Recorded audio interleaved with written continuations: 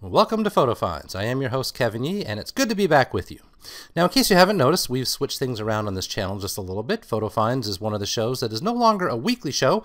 We are now a monthly show, but that doesn't mean we're going to stop doing what we do.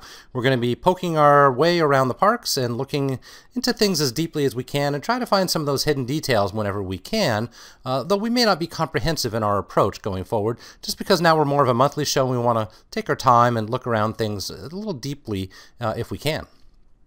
So this week we're going to start out in Disney's Hollywood Studios, where the towers that are used to provide areas for the sound techs and the other folks working sort of behind the scenes and the stage techs when they have a stage show going on here in the main area.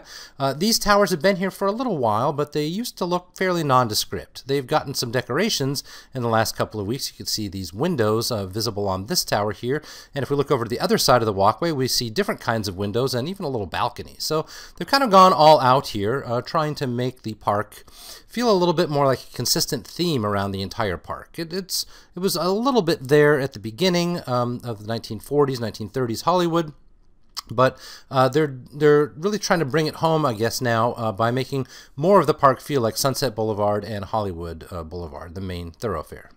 Now we are here on Sunset. This is the area that is gearing up for the holiday decorations, and they've started to put up, in fact, some Christmas I would call them wreaths, I guess, along the lamp posts, and that's all behind me as I take this picture, actually. What we're looking at here is a new screen that has appeared. Now, this area is going to be used for the holiday decorations and the holiday projection show, and probably also the Let It Snow kind of soap bubble display that they're so famous for. We're not going to have the Osborne lights, as we've had in previous years at Hollywood Studios. Those are gone, but we are going to have this area of the park be sort of dedicated to the holiday decorations and some sort of minimalistic holiday show. And that will include projections on the Tower of Terror itself, as well as on the street sort of that I'm standing on here. Now behind me as I take this picture, and high up in the sky, there is a new addition to the street.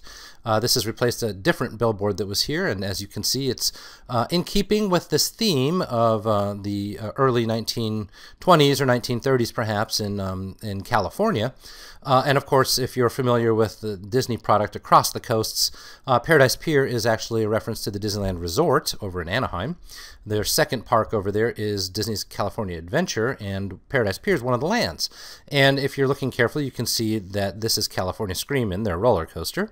This is their Sun Wheel, which is not just a Ferris wheel, but in fact it moves around, as you see, sort of a wild wheel, a concept that is, you know, a fairly rare thing that you see. Most Ferris wheels don't move like that, but they do have a Wonder Wheel concept like that over in DCA. And the Golden Zephyr ride, which you see over here, is also an actual ride in DCA itself, as is the red car trolley, and so that is sort of their version of a sort of a trolley that they have on their main street there. So they really are giving some cross-cultural, cross-country nods.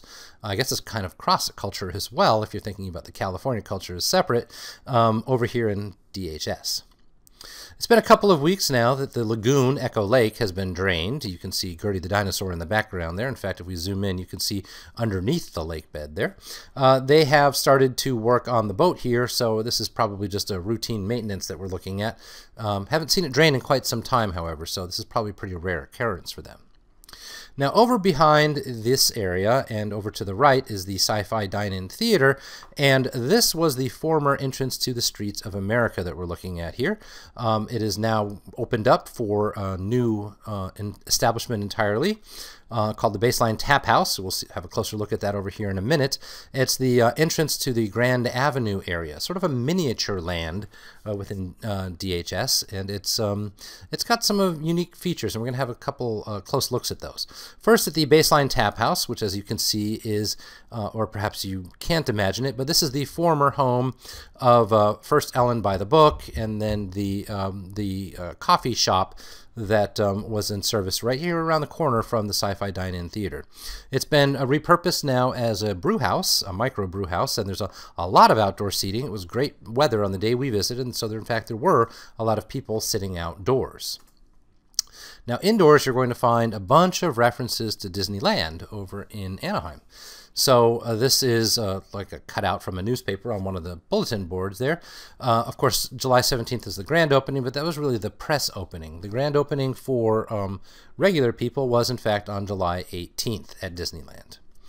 Sort of just above that and along the back wall is a poster for the Storybook Land Ride. Not something we have here in Orlando, but they do have it at Disneyland. And you can see an evolution of the print. So the storyline of this particular shop is that it is a poster and printing shop. And so again, this is the backstory of the facility. And so these are the posters that were discovered sort of lying around here. And we're going to see a little bit more detail about printing and posters and typing as we look around this facility. Now the facility, as you can see, is quite busy. This is an open bar, basically, and so there aren't really lines. There are people sort of crowding around trying to get the attention of the bartenders. I caught the attention of one such person out serving people in the courtyard, and she said, in fact, it's always like this. This place is always very busy, and so I see perhaps even more of these types of establishments springing up in the future, because obviously it's a very popular draw with the people visiting. Now, as I mentioned, there are some unique features around the theming of this particular establishment. And so there's a lot of typewriter and typeface and those sorts of things. Sometimes you will find hidden messages that are referencing Disney history in these places. So my youngest child thought perhaps this would be a Pixar lamp, and I suppose it could be, but what I'm really doing over here is calling attention to these letters, which are kind of hiding in the corner.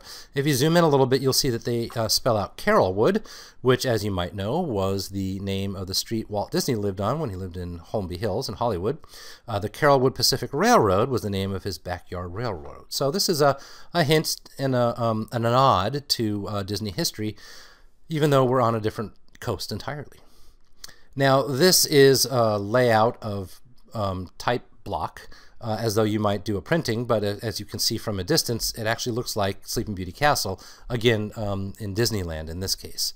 So I'm going to zoom in a little bit, and it's really only when you zoom in that you can actually make out the letters here in the darker colors, spelled out W-A-L-T, or Walt. So there's another tribute hidden here. This is over on the right-hand side if you're standing in the facility looking at the cashiers. And to the right from me on that side is yet another set of posters that reference the very early days of Disneyland and what some of their early posters were like. So quite a lot of hidden history here having to do with Disneyland specifically. Now, as we step out from here, we see that there's a wide open space in front of us. There's actually a few more buildings over to my right. I've taken a few steps away from the Baseline Tap House here. Muppet Vision is over here on the left, and over here on the right, where the rest of Streets of America once stood, a new structure is rising. And as you can tell from the ad in front of it, this is part of the Star Wars Land experience, or Galaxy's Edge. Now, shifting slightly to the left from there, you see a walkway over to the Muppets area. And we're going to later see a little plaque here. This isn't the next slide, but I wanted you to have a sense for where that plaque would be located when we come to it in our slideshow. So stopping back in the middle of the street and looking toward that new structure that's being built, it is identified as part of the Star Wars area, and yet what we're looking at looks more like Hollywood. In fact, that famous tunnel that you see in Who Framed Roger Rabbit. In fact, it's also the tunnel we launch into, one of the famous freeway tunnels in California, in Los Angeles, that we launch into during the beginning of Rock and Roller Coaster. So perhaps they're doing some kind of Hollywood connection here before we step into Galaxy's Edge behind it. Now, flipping around almost 180 degrees from there, I wanted you to see that there's a new brickwork that's been added around and some benches and so forth, and they've kind of cut off direct access from the Muppet area over to Star Tours area. So you have to walk around this new brickwork to get over to the Star Tours area now.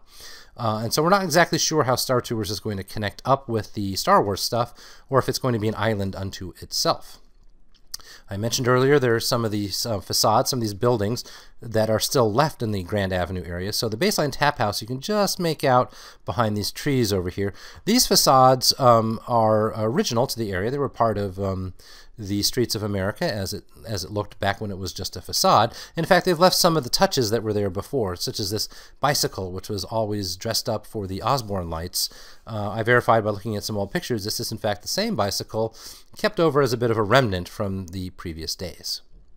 There is that plaque I promised you that I was talking about earlier, and I want to pause on two things here. So first, as you can see, it says that it's established in 2017, which is historical fact. This is the year when Grand Park is opening. So this is, I'm going to call it an example of future hidden history. So in future years, you'll come over to this plaque and say, oh, it was established in 2017.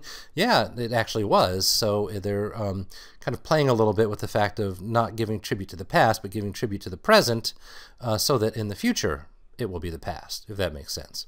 Also, I want to show up top here, their logo is displaying the Los Angeles City Hall. So it's a sort of a nice touch that they're trying to be authentic to the California look and feel of things in this area. Oops, I have a close-up of the City Hall as well. And then overstepping into the Muppet zone, you can see that the bathrooms have undergone a little bit of renovation. They've got the walls out here. In fact, if you zoom in a little bit, you see that the bathrooms are now called Gonzo's Royal Flush, a poker joke, but also a pun, of course, because these are, after all, bathrooms that flush.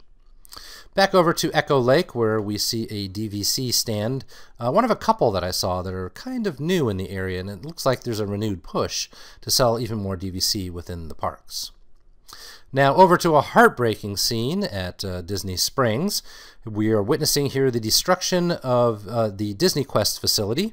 I'm standing at the parking lot, the orange parking garage, and taking a photo looking inward. So this is the back side of the building, not the front entrance, but as you can see, they've pretty much gutted the building. It's back down to the basic walls there.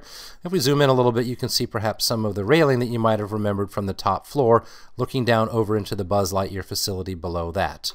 I'm not entirely sure what these are. They might be elevator gears or something, but most of the building has been stripped down to its core. There isn't much there. They're just sort of ripping it down shred by shred, or almost row by row. You can see as we zoom in, they've got some things marked with certain paint and so forth, and it's really just a collection of steel and rubble on the ground there that they're carting away as they ripped it down sort of row by row.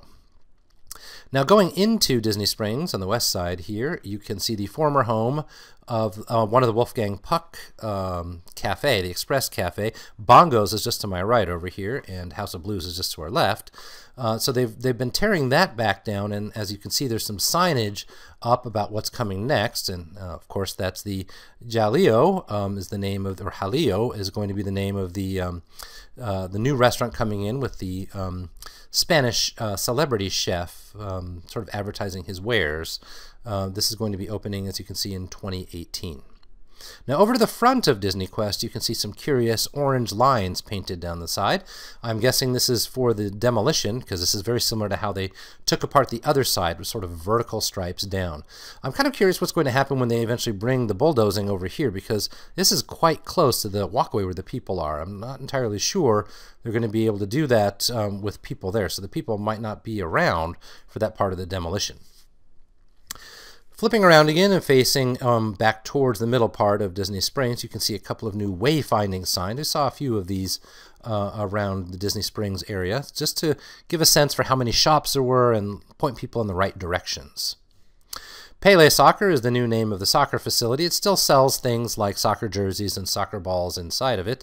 Not too much has changed there. I did notice a couple of pets walking around in Disney Springs. This kind of caught my eye because, of course, as you might know, Disney has recently announced that 4 of its hotels are going to start allowing people to stay with dogs and pets. Or dogs, I think it was specifically. They're going to be dog-friendly hotels.